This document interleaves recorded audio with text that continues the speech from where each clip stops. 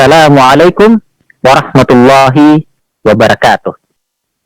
Alhamdulillah, Alhamdulillah Rabbil Alamin. Wassalatu wassalamu ala asyrafil anbiya wal mursalin Sayyidina wa maulana Muhammadin wa ala alihi wa sahbihi wa barik wa sallim ajma'in. Pemirsa rahimakumullah, Alhamdulillah pada malam hari ini kita berjumpa kembali di acara kesayangan kita, Dislet, Diskusi Literasi. Dan sebagaimana biasanya, Dislet selalu hadir di hadapan pemirsa sekalian dengan tema-tema terbaik, tema-tema yang selalu hangat untuk diperbincangkan, dan kami juga selalu setia untuk menghadirkan para narasumber yang tentu saja kompeten untuk berbicara di bidangnya. Pada malam hari ini kami mengangkat tema Pertamina, harga naik kok rugi. Nah, ini adalah salah satu tema yang memang sedang hangat pada saat ini, di mana ada pernyataan Ibu Menteri yang katanya Pertamina rugi lumayan besar estimasinya. Padahal minyak harganya sudah dinaikkan. Nah, nanti kita akan banyak berbincang dengan para narasumber kita.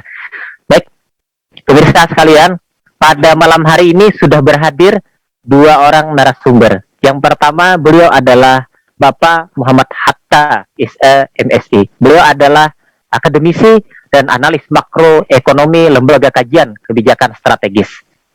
Dan yang kedua, juga sudah berhadir di hadapan kita, beliau adalah Ustadz Ali Rahman. Beliau adalah pengasuh Majelis Taklim Tafaqquh Fiddin Barabai. Dan baik pemirsa sekalian, kita sapa-sapa dulu nih para narasumber kita. Yang pertama, Pak Hatta dulu. Assalamualaikum, Pak Hatta. Waalaikumsalam warahmatullahi wabarakatuh. Alhamdulillah. Apa kabar, Pak Hatta? Alhamdulillah, sehat walafiat. Alhamdulillah. Kembali hadir ya di Dislet. Alhamdulillah. Pastinya siap nih untuk berbagi dengan pemirsa sekalian. Insya Allah. Insya Allah. Yang kedua, ada Ustadz Ali Rahman. Kita sapa dulu beliau. Assalamualaikum, Ustadz Ali Rahman. Waalaikumsalam warahmatullahi wabarakatuh. Alhamdulillah nih. Apa kabar, Ustadz? Alhamdulillah, sehat. Alhamdulillah, sehat. Mudah-mudahan pemirsa semua juga yang ada di rumah sehat semuanya juga ya. Amin. Amin ya rabbal alamin. Baik pemirsa sekalian, ini sangat hangat nih untuk diperbincangkan, menarik sekali. Jadi kita langsung ya, yang pertama kita akan berbincang dulu dengan Pak Hatta. Nah, ini menarik, Pak Hatta. Tema kita menarik sekali nih, terutama pas banget ini Pak Hatta sebagai seorang analis makroekonomi, ya pasti mengetahui banyak lah tentang tema pada malam hari ini. Pertamina harga naik kok rugi. Sebelum kita membahas lebih jauh berkenaan dengan kerugian, mungkin perlu dijelaskan dulu ke pemirsa, Pak Hatta, posisi BBM atau migas sendiri seperti apa sebenarnya? Apakah dia sebagai sebuah aset publik atau sebuah alat dagang sebenarnya? Atau seperti apa? Silakan, Pak Hatta. Ya, baik. Terima kasih. BBM ya, BBM ini berarti terkait energi ya. Dan kita tahu energi itu hampir seluruh aktivitas manusia ya, aktivitas masyarakat itu membutuhkan yang namanya energi. Nah, ini saking semangatnya saya menjawab pertanyaan belum mengucapkan salam. Assalamualaikum warahmatullahi wabarakatuh. Iya, saya lanjutkan kembali. Jadi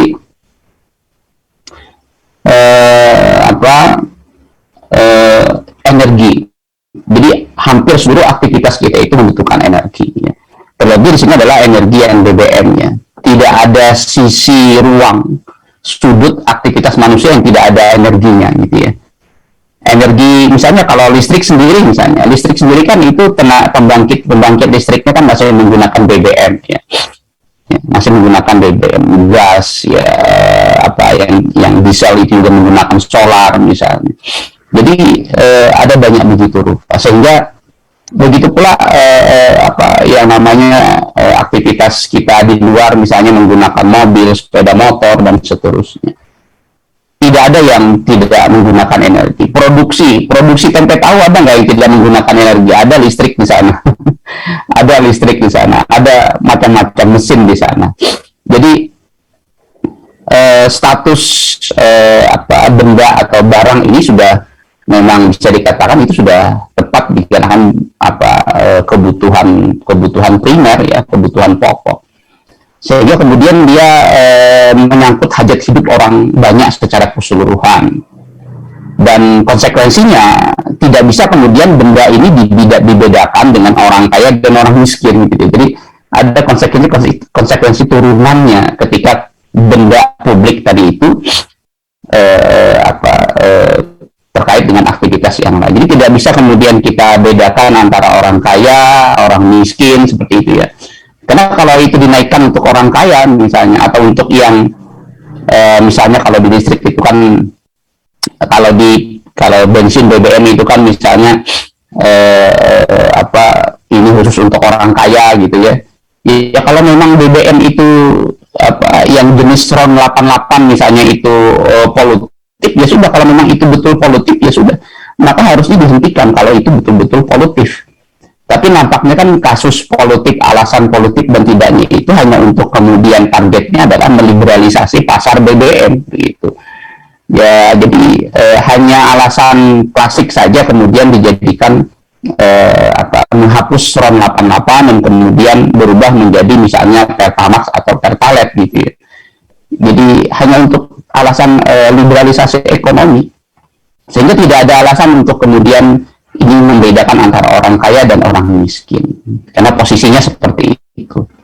Nah, jadi itu satu. Yang kedua, terkait dengan BBM ini, itu kita harus kembalikan kepada posisi pemerintah ya. Posisi pemerintah itu sebagai pelayan ya, sebagai yang mengurus urusan rakyat. Maka hendaknya BBM ini diposisikan sebagai pelayanan terhadap rakyat, tidak dianggap sebagai beban gitu ya. Orang tua yang punya anak tentu itu tidak ada istilah untung dan rugi, seharusnya begitu antara orang tua dan anak.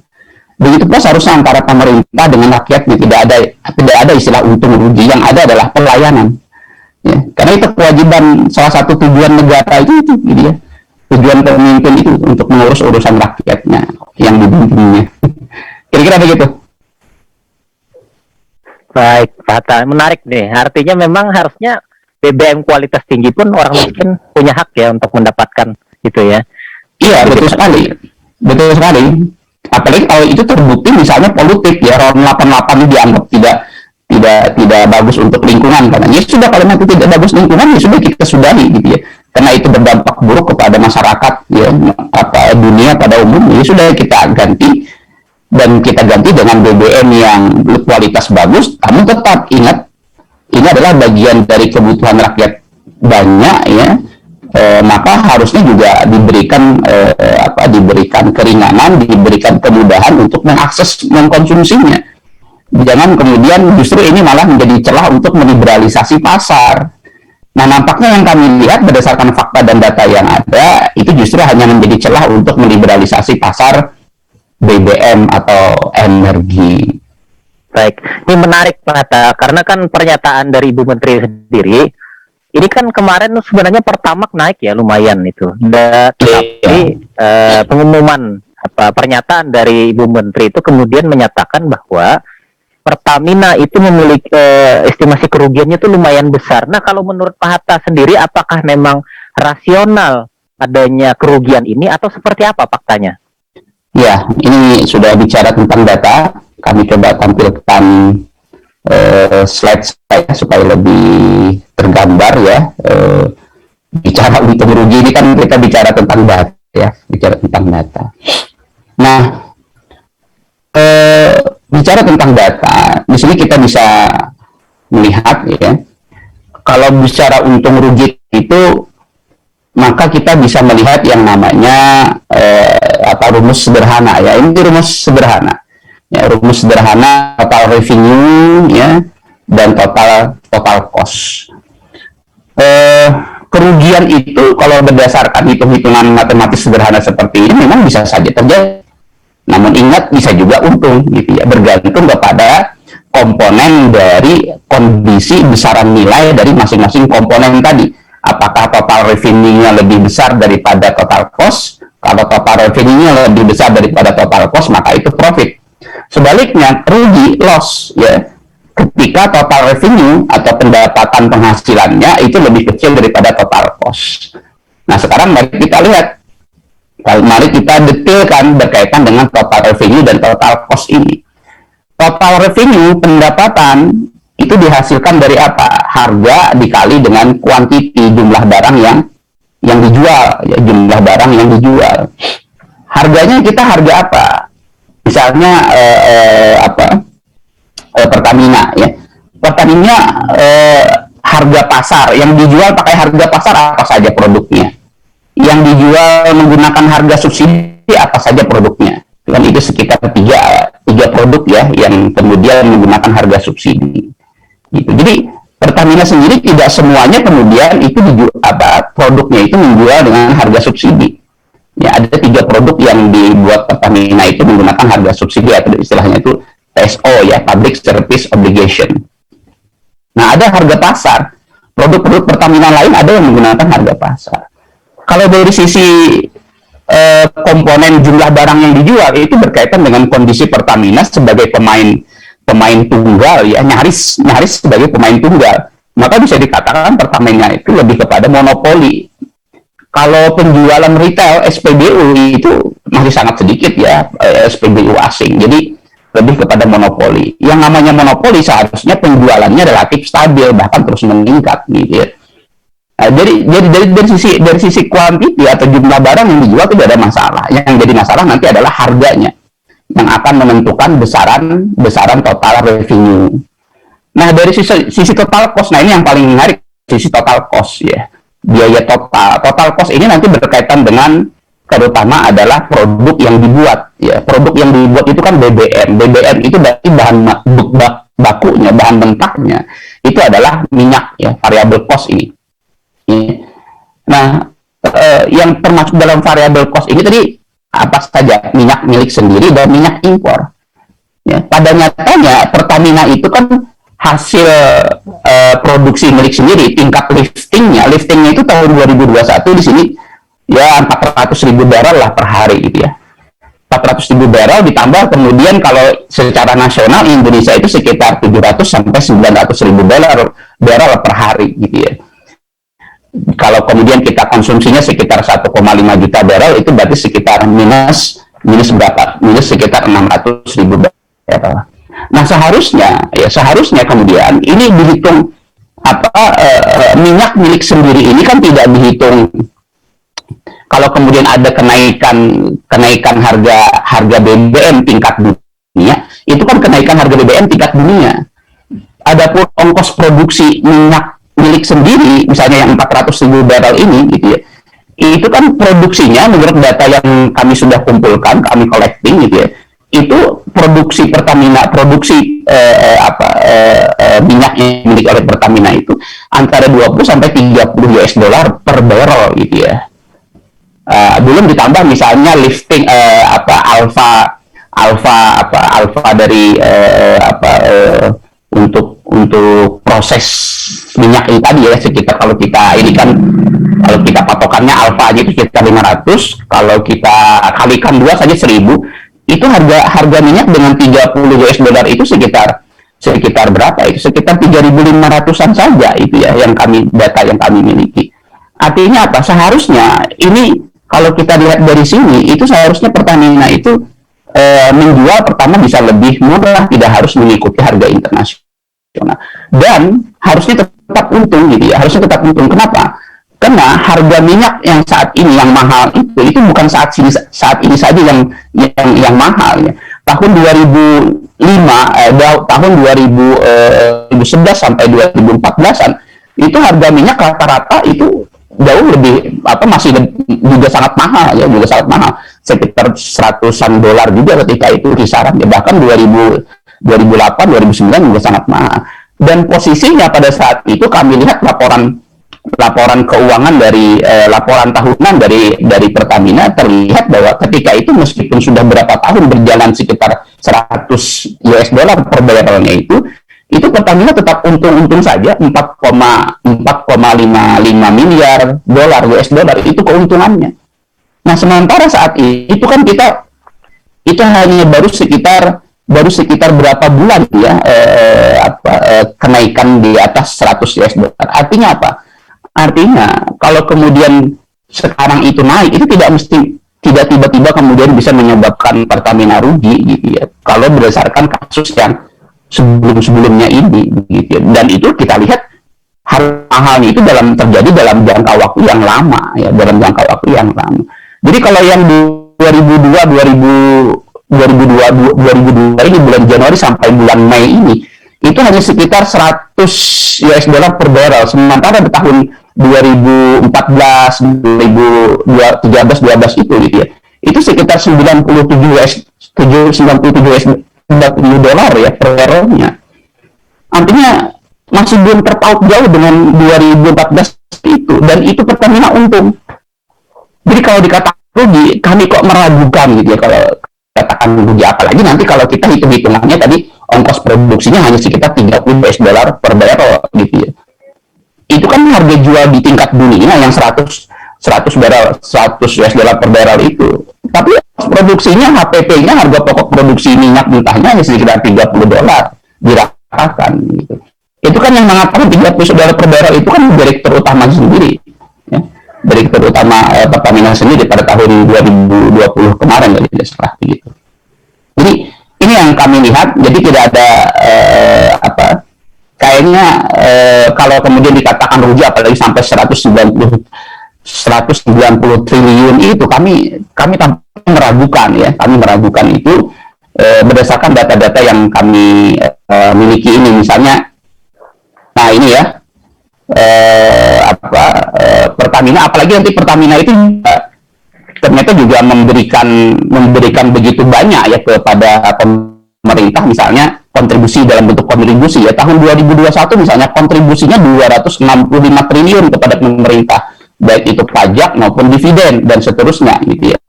Padahal outlook 2021 itu perkiraan subsidi pemerintah itu hanya 248 triliun.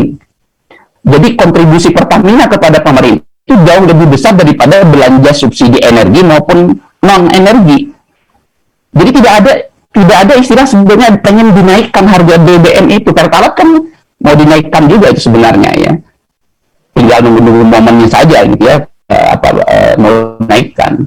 Padahal dari segi kontribusi Pertamina kepada pemerintah dibandingkan dengan belanja subsidi 2021 misalnya, kontribusi Pertamina lebih besar. Jadi istilah subsidi itu datang dari mana? Dapat keuntungannya juga begitu besar, kalau lebih besar. Jadi inilah yang kami lihat tadi perkataan kalau kemudian ini adalah rugi, kami kok meragukannya gitu ya.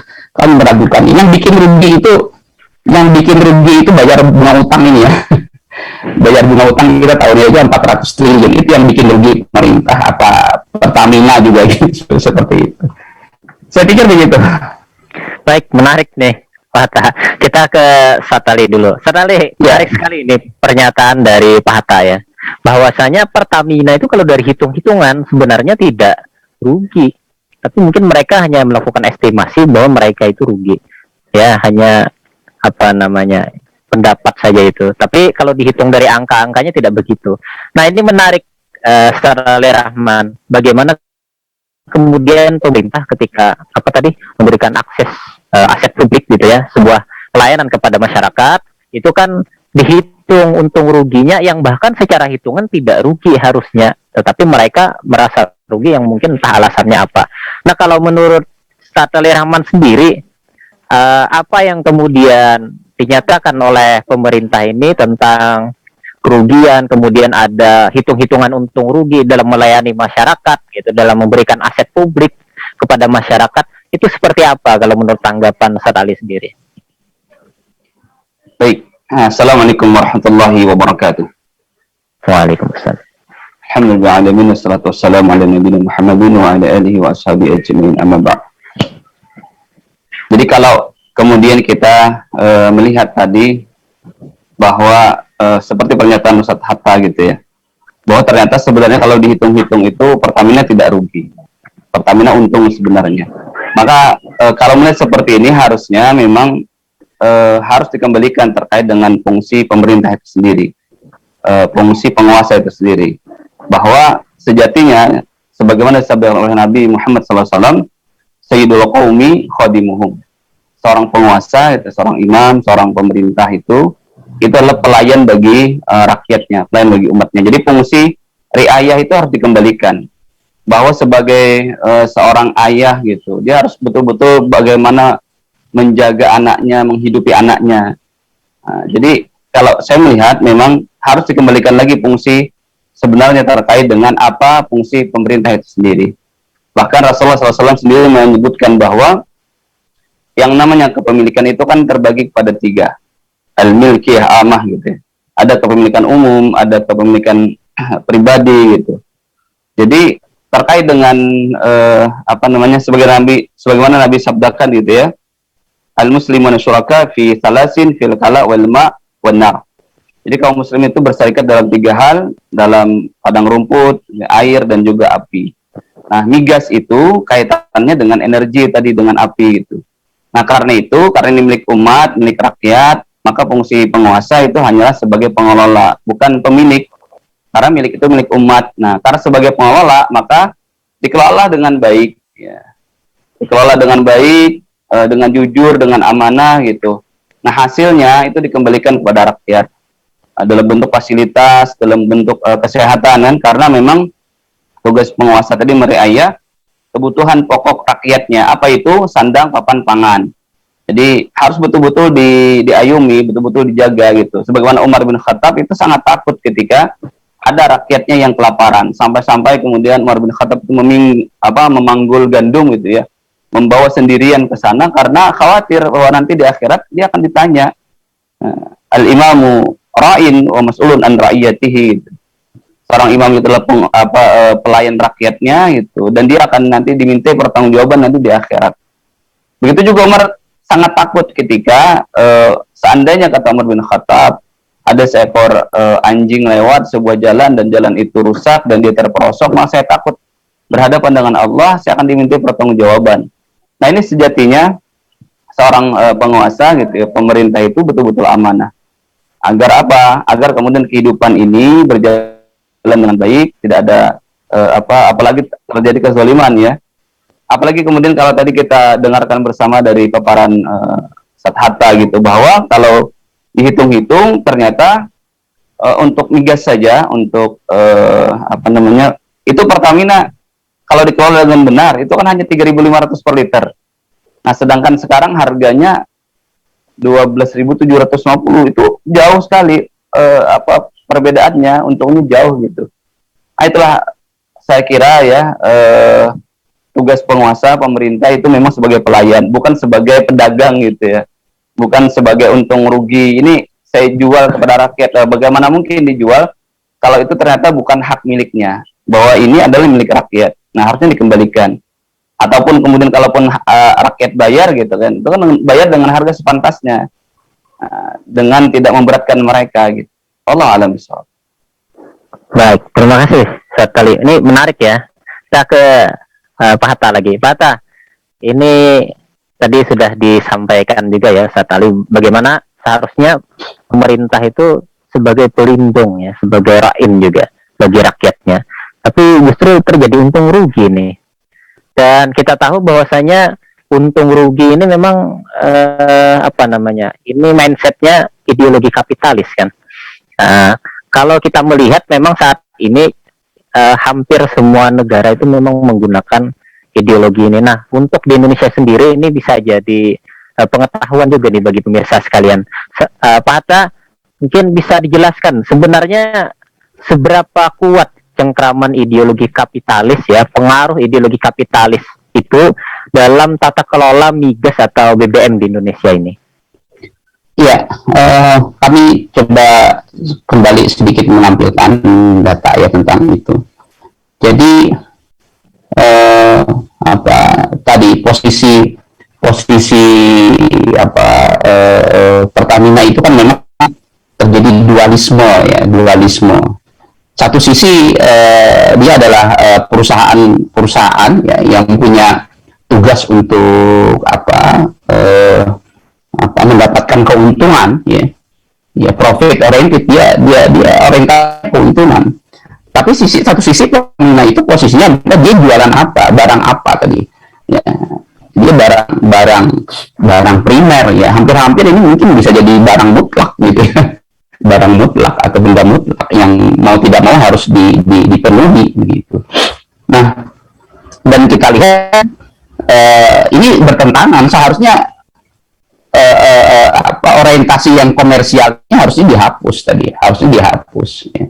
Jadi tidak ada lagi istilah untung rugi dalam hal ini, adalah pelayanan terhadap rakyat. Nah, masalahnya kemudian kalau kita lihat berdasarkan ini dari sisi produksi milik sendiri misalnya ya, Pertamina itu kita itu liftingnya sekitar 700 sampai 900 ribu barrel per hari ya Indonesia.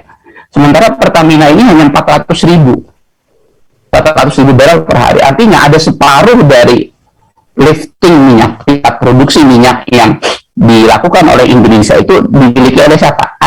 Asing. Yang namanya asing atau pihak swasta, dia nggak pengen rugi kan, dia pengen untung sebesar-besarnya. Apalagi yang namanya pengusaha zaman sekular ini ya, zaman sekuler yang tidak mengenal halal dan haram, dia maunya untung berbagai cara. Yang penting untung, entah itu pakai cara apa. Jadi disinilah kita sudah melihat betapa ini kemudian bisa merusak, gitu ya, merusak kemampuan rakyat, kemampuan negara, kemampuan seorang pemimpin dalam ini rakyatnya. Kenapa? Ketika sumber daya alam diserahkan kepada pihak swasta, apalagi terlebih-lebih asing, menyebabkan harga itu menjadi lebih mahal. Kan tadi kami sampaikan bahwa produksinya itu hanya sekitar 30 US dollar per barrel rata-rata, ya. 30 US dollar dijual 100 dolar.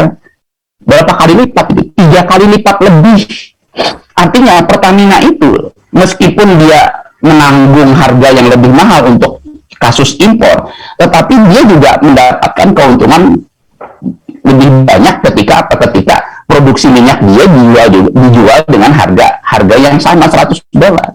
Jadi ketika kemudian dari sisi impor itu harga beli minyaknya sebagai variabel cost ini juga mengalami kenaikan, tetapi ingat Pertamina hasil produksinya juga itu mengalami kenaikan karena dijual sama-sama dengan harga internasional. Artinya apa? Artinya itu saling balance saja, bisa saling balance gitu ya. Balance, dan seharusnya tidak terjadi yang namanya kenaikan harga. Seharusnya tidak terjadi kenaikan harga atau sampai-sampai dikatakan merugi. Saya kok menduga berat itu tidak akan terjadi, apalagi tadi sudah kita lihat data historis tahun 2014, 2013, 2012 yang itu harga minyak juga sampai 100 US dollar per barrel, bahkan lebih tinggi, bahkan itu dalam jangka waktu yang cukup lama, berapa tahun, itu Pertamina tidak rugi, keuntungannya 4 miliar dolar ke atas. Keuntungannya kita lihat, saya sudah melihat laporan tahunan dan laporan keuangannya gitu ya. Terus inilah yang kemudian disinilah kemudian letak yang namanya letak tata kelola energi kita, oil and gas kita, energi kita yang bermasalah. Kenapa bermasalah? Disinilah ada faktor sistem, ada tata kelola yang liberalistik ya, ekonomi kapitalis ya. Seandainya lapangan-lapangan migas itu ya, sumur-sumur migas itu kita kelola sendiri, dikelola oleh Pertamina, maka berarti apa? 800.000 barrel, 900.000 barrel itu dimiliki oleh pemerintah dengan tingkat produksi hanya 30 US dollar per barrel. Bisa banget dijual dengan murah, bisa. Karena kita nggak perlu ikut-ikutan harga energi luar negeri, gitu ya. Itu satu. Yang kedua, dari mana kita bisa melihat kemudian tata kelola kita ini adalah ekonomi energinya liberal? Tadi kita ini harganya itu mengikuti acuan apa? Acuan harga internasional. Dan kita tahu harga internasional itu, kalau kita melihat ya, harga internasional itu adalah harga yang ditransaksikan di pasar bursa komoditas yang sifatnya apa? Yang sifatnya spekulatif, gambling, alias judi. Gitu. Jadi tidak menggambarkan permintaan dan penawaran yang sesungguhnya. Kalau kita lihat di sini misalnya, ini kan kita lihat nih, inilah rumusan ya, rumus harga jual yang namanya minyak itu. Ini kan ada MOPS-nya. Ya. mean of price Singapura, ya, flat Singapura. Jadi ini adalah harga minyak yang mendasarkan kepada harga minyak di Singapura, ya. Dan itu adalah pasar komoditas yang spekulatif. Dan seharusnya harga acuannya itu harga pokok produksi. Pokok produksi itu hanya 30 US dollar per barrel, nggak nyampe 100 US dollar per barrel, gitu, ya. Bayangkan di tahun 2020 kemarin, ya, Pertamina itu rata-rata harga jualnya hanya 40 US dollar per barrel. Harga minyaknya, termasuk harga crude price Indonesia, ya. Crude price Indonesia itu hanya sekitar 40 US dollar per barrel di tahun 2020. Pertamina masih untung itu tahun 2020. Ya. Padahal harga minyak lagi rendah-rendahnya itu tahun 2020, ya. Tapi masih untung. Jadi inilah bentuk yang namanya liberalisasi yang begitu dahsyat di dalam tata kelola energi kita. Nah, jadi kalau memang kita ingin kembali betul-betul harga jual minyak ini memang murah, ini kita tidak bisa mengotak-atik hanya sebatas rumus yang ini, alfanya berapa, gitu, ya. Di sini ada pajak, BBKB, TTN, gitu. Tidak bisa hanya sebatas itu. Kita harus sampai kepada begitu masalah liberalisasi tata kelola baik dari sisi hulu maupun di hilirnya. Sampai ke sana. Jadi sangat jauh, ya. Sangat dalam permasalahan liberalisasi ini, dan dampaknya kita terasa sekali harganya mahal, gitu, ya, dan kemudian menyebabkan harga-harga barang lain juga ikutan mahal. Saya pikir begitu. Baik, Pak Hatta. Ini sangat dalam, ya, dan dampaknya sangat terasa. Baik, Pak Hatta, pertanyaan terakhir ini, tentu kita tidak ingin agar pengelolaan BBM ini terus berlarut, ya, dalam cengkraman kapitalisme yang kita tahu dampaknya sangat berasa, ya. Kita dijuali oleh pemerintah dengan BBM yang mahal, yang itu dampaknya bukan hanya kepada individu pribadi, kan, kendaraan, tetapi juga harga-harga lain jadi ikut terdampak. Nah, tentu kita berharap ada perbaikan di sini. Nah, Pak Hatta, mungkin bisa digambarkan kepada pemirsa semua bagaimana sih sebenarnya idealnya tata kelola migas atau BBM ini? Iya, ini kan kebutuhan primer, ya, bahkan nanti sampai kepada kebutuhan mutlak, ya, bisa sampai seperti itu, gitu. Nah, maka seharusnya ini dikelola dengan secara independen, secara mandiri, tidak diserahkan kepada swasta, gitu, ya. Bayangkan misalnya Pertamina ini di dalam negeri diserahkan kepada pihak swasta, Pertamina ikut malah kemudian nyari minyak ke luar negeri sana. Di dalam negeri dikasihkan kepada asing, malah nyari ke luar negeri. Ini kan sudah menunjukkan ada problem, ada masalah, gitu, ya, ada masalah. Nah, itu satu. Yang kedua, ada mitos-mitos yang dihembuskan dalam pengelolaan secara independen terkait energi ini. Salah satu mitosnya itu apa? Mitosnya adalah kita ini nggak punya dana, gitu. Kita ini nggak punya dana untuk bisa melakukan eksplorasi yang namanya oil and gas tadi, gitu. Siapa bilang nggak punya dana, gitu, ya? Kita ini di perbankan itu ada uang nganggur 1.700 triliun, gitu, ya. Ada nganggur 1.700, itu duit semua, bukan daun, gitu, ya. Artinya apa? Itu bisa digunakan untuk mengeksplorasi, eksploitasi yang namanya migas, ladang-ladang migas tadi, gitu. Apalagi yang namanya negara itu kan punya kekuatan yang sangat banyak, ya. Di sana ada TNI, di sana ada Polri, dan seterusnya, gitu, ya. Tentu lebih kuat daripada sebuah swasta, ya, sebuah perusahaan swasta yang kemudian berani mengambil eksplorasi migas tadi. Kan yang salah satu yang ditakutkan itu adalah resiko eksploitasi migas ini, katanya risikonya besar. Kalau swasta berani, kenapa negara nggak berani mengambil eksplorasi eksploitasi tadi? Ini kan logika-logika yang kemudian dihembuskan agar negara itu tidak ikut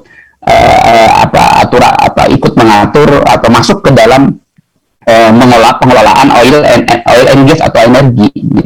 Jadi inilah mitos-mitos, dan mitos-mitos itu memang sangat didukung oleh sistem ekonomi liberal yang kita pakai. Selama ini kemudian itu masih dipakai, dijadikan panduan, maka kita nggak bisa independen, ya. Tidak bisa independen dalam pengurusan yang namanya energi ini.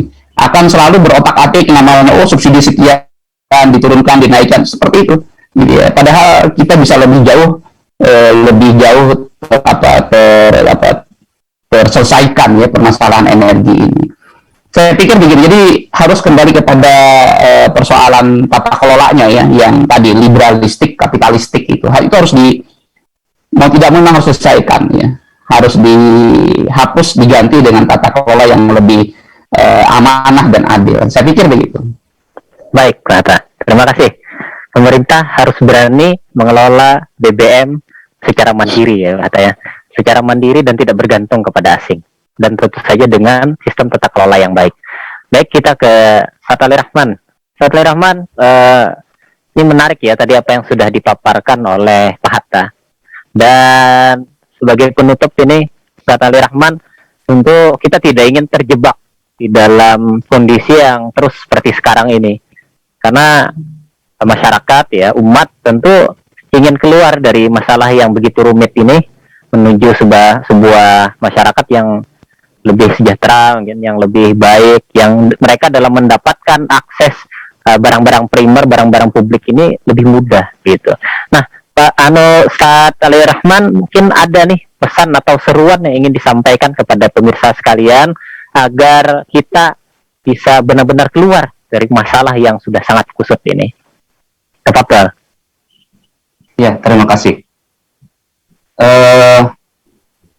Memang sebenarnya gitu ya, kalau kita memang ingin keluar dari masalah ini tidak lain kecuali memang kembali kepada Islam. Kenapa? Karena Islam yang kita miliki ini adalah Islam yang sempurna, Islam yang kamil, Islam yang menyeluruh juga, gitu ya, yang syumul. Sehingga kemudian seluruh aturan itu memang sudah Allah sediakan di dalam Al-Quran dan As-Sunnah.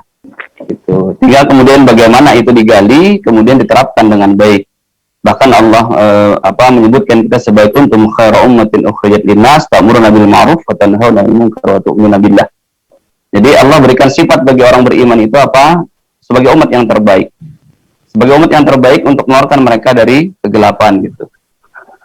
Sehingga kemudian polemik seperti ini harusnya sudah selesai kalau kemudian betul-betul mau mengatur hidup ini ya, hidup masyarakat ini dengan apa? Dengan Islam gitu. Bukan kemudian diatur dengan sistem yang lain. Jadi kuncinya hanya kembali kepada Islam karena sesungguhnya semuanya sudah selesai, semuanya sudah diatur dengan sangat rinci gitu. Sebagaimana Rasulullah itu menjalankan, kemudian diterapkan oleh para sahabat dan kemudian diikuti oleh para khalifah setelahnya gitu ya. Jadi ketika Islam itu betul-betul diterapkan di tengah-tengah umat gitu, maka insya Allah kebutuhan masyarakat itu pasti akan terpenuhi. Sebagaimana dulu pada masa Khalifah Umar bin Abdul Aziz ya, bagaimana kekayaan itu melimpah ketika ditawarkan siapa yang ingin menghendaki zakat, semuanya menolak zakat. Ya, karena sistem Islam, sistem pendidikan, sistem politik itu sudah sesuai dengan Islam. Jadi kuncinya adalah kembali pada Islam. Ya, walau an ahlal qura amanu wattaqau la fatahna alaihim barakatin minas sama'i wal ardh. Jadi seandainya penduduk negeri ini bertakwa, maka Allah pasti akan turunkan keberkahan dari langit dan bumi. Dan kaitannya dengan migas tadi, ini kaitannya dengan penguasa. Maka penguasa dituntut untuk bertakwa kepada Allah agar mereka amanah. Hati-hati gitu, hati-hati karena ketika penguasa tidak amanah, Nabi kemudian memberikan ancaman gitu. Dalam sebuah hadis Imam Muslim, kata Nabi SAW, Allahumma man waliya min amri ummati syai'an fashaq alaihim. Ya Allah, siapa yang mengurusi umatku, berarti ini adalah penguasa, adalah pemerintah gitu ya. Karena urusan itu diurusi oleh penguasa. Lantas kemudian dia membuat mereka susah. Fashquq alaih, kata Nabi apa? Buatlah dia susah. Ya.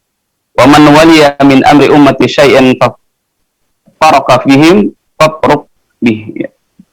Dan siapa yang mengurusi urusan umatku, lantas dia mengasihi mereka, maka kasihanilah dia. Nah, ini ada ancaman juga ada pujian.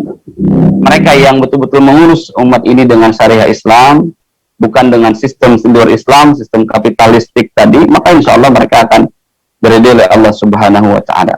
Dan satu hadis lagi, dalam hadis Imam Bukhari, kata Nabi SAW, "Ma min abdin yastara'ihi man yastara'ihi Allahu ra'iyyatah yamutu yawma yamut wa huwa ghashun li ra'iyatihi illa haramallahu alaihi al-jannah.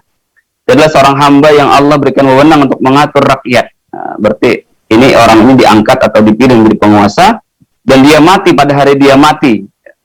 Sementara wa huwa ghashun li ra'iyatihi, dia dalam kondisi menipu rakyatnya. Nah, ini kan tadi disampaikan oleh Ustaz Hatta, itu ada terjadi penipuan di sana ya. Melainkan apa? Illa haramallahu alaihi al-jannah. Melainkan Allah akan mengharamkan bagi dirinya surga.